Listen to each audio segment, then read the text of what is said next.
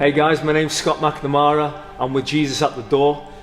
In this equipping video, I want to look at the power of the gospel.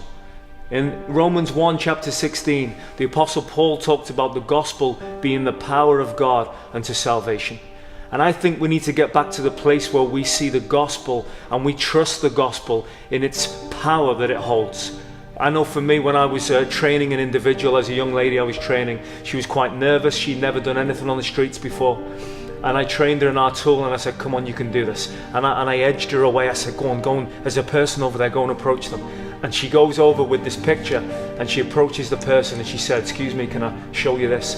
And then she had a mind blank and she just froze. The fear got a hold of her, the pressure got a hold of her. And the lady stood and the lady looked at the girl and the girl looked at the lady and the girl looked at me and everyone was looking at each other and there was just this tense moment. I didn't want to interject. So the lady said, is this some kind of joke?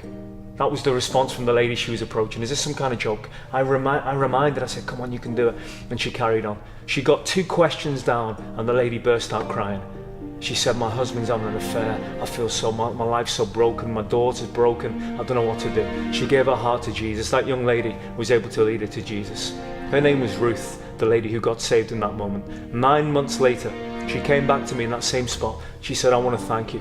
Ever since that encounter, I've been at church twice a week, morning and evening. My whole family's turned around. That was from a girl who went, and she didn't have the words to say.